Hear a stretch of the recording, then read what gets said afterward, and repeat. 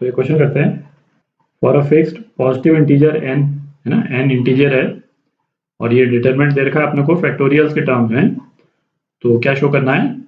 ना, ये ब्रैकेट वाला जो एक्सप्रेशन है वो n से डिविजिबल है। ठीक,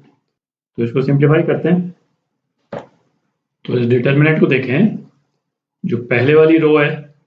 उससे हम n फैक्टोरियल को कॉमन ले लेते हैं।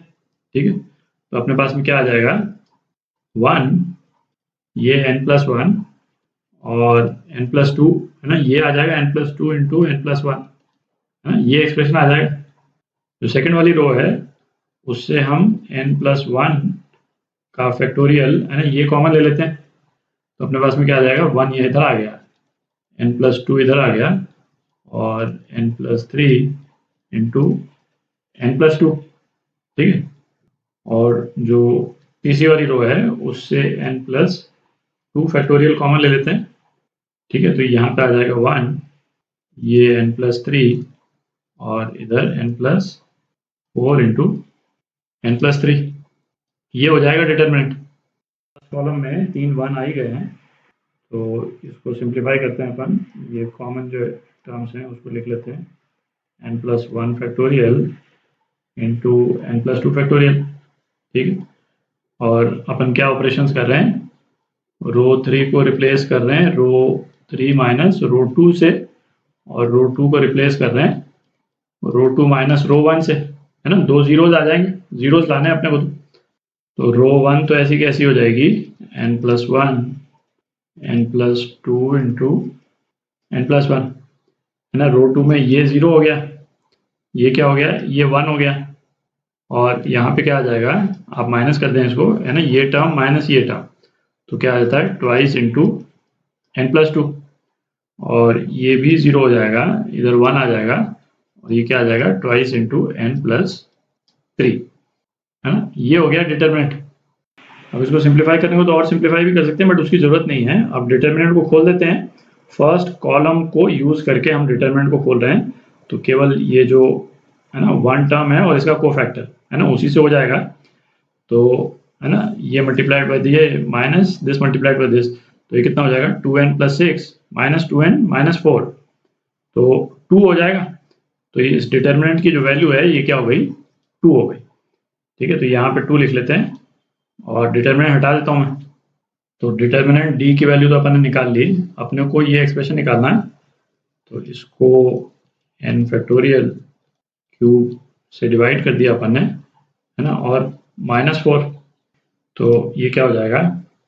तो ये एक्सप्रेशन क्या हो जाएगा, 2n+2 ये एक n फैक्टोरियल तो सीधा ही कैंसिल हो गया, अपने पास में नीचे 2 n फैक्टोरियल रह गए,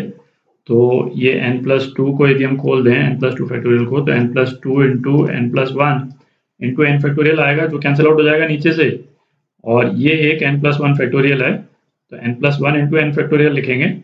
और n फैक्टोरियल कैंसिल आउट हो गया, तो एक n+1 और आ जाएगा अपने पास।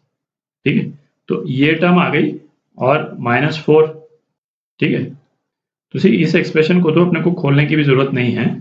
है ना, इन द सेंस कि हमको क्या देखना है कि भाई जो कांस्टेंट टर्म है वो 4 आनी चाहिए।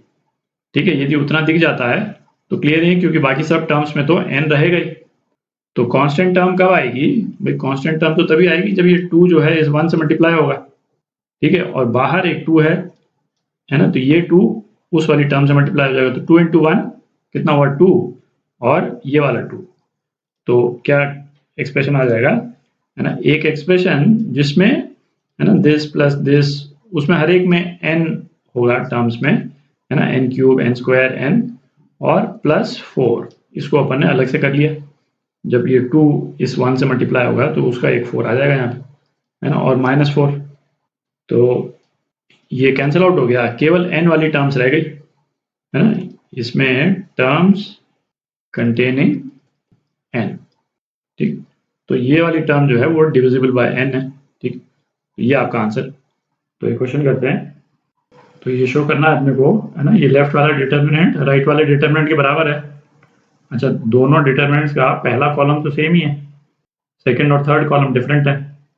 तो इसमें अपन देखें, ये वाला जो रिलेशन है, जब अपन ने परम्यूटेशन कॉम्बिनेशन किया था, है ना, वहां पे अपन डिस्कस कर चुके हैं NCR प्लस NCR माइनस 1, ये क्या होता था N प्लस 1 CR। ठीक, तो इस रिलेशन को यूज करके यदि ये ऑपरेशन यदि अपन कर लें, C3 को रिप्लेस कर देते हैं C2 प्लस C3 से, ठीक है, तो क्या आ जाएगा अपने पास में XCR प्लस 1 YCR। तो अब थर्ड कॉलम लिख रहे हैं अपन, है ना, इन दोनों टर्म्स को ऐड कर रहे हैं, इन दोनों टर्म्स को, तो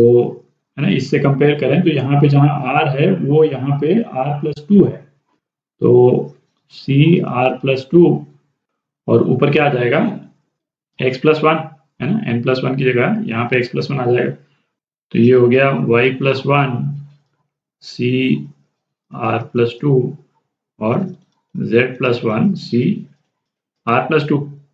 ठीक है, ये हो गया।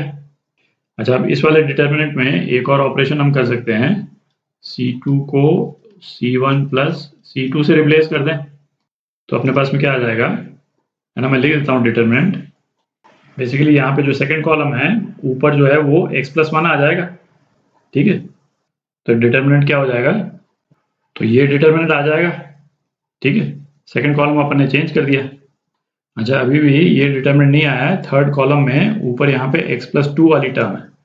ठीक है, तो एक ऑपरेशन और कर देते हैं, है ना, इन दोनों को ऐड कर देते हैं,